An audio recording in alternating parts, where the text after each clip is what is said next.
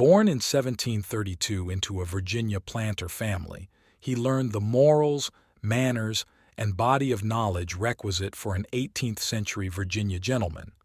He pursued two intertwined interests, military arts and Western expansion. At 16, he helped survey Shenandoah lands for Thomas, Lord Fairfax. Commissioned a lieutenant colonel in 1754, he fought the first skirmishes of what grew into the French and Indian War.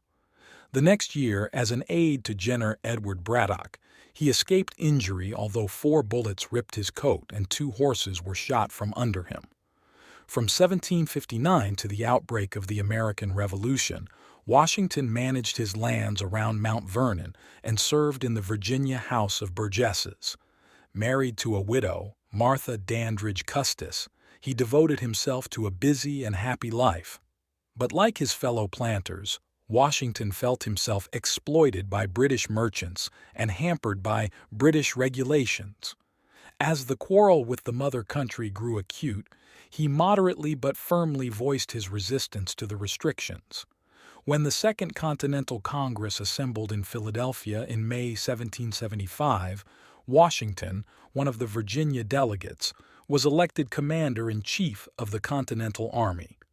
On July 3, 1775, at Cambridge, Massachusetts, he took command of his ill-trained troops and embarked upon a war that was to last 6 grueling years. He realized early that the best strategy was to harass the British. He reported to Congress, "We should on all occasions avoid a general action or put anything to the risque, unless compelled by a necessity into which we ought never to be drawn." Ensuing battles saw him fall back slowly, then strike unexpectedly. Finally, in 1781, with the aid of French allies, he forced the surrender of Cornwallis at Yorktown. Washington longed to retire to his fields at Mount Vernon, but he soon realized that the nation under its Articles of Confederation was not functioning well. So he became a prime mover in the steps leading to the Constitutional Convention at Philadelphia in 1787. When the new Constitution was ratified, the Electoral College unanimously elected Washington president.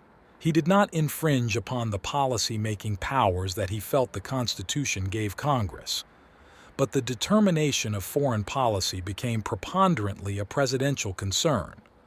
When the French Revolution led to a major war between France and England, Washington refused to accept entirely the recommendations of either his Secretary of State Thomas Jefferson, who was pro-French, or his Secretary of the Treasury Alexander Hamilton, who was pro-British.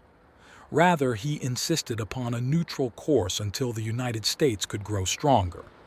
To his disappointment, 2 parties were developing by the end of his first term. Wearied of politics, feeling old, he retired at the end of his second. In his farewell address, he urged his countrymen to forswear excessive party spirit and geographical distinctions. In foreign affairs, he warned against long-term alliances. Washington enjoyed less than 3 years of retirement at Mount Vernon, for he died of a throat infection December 14, 1799. For months the nation mourned him,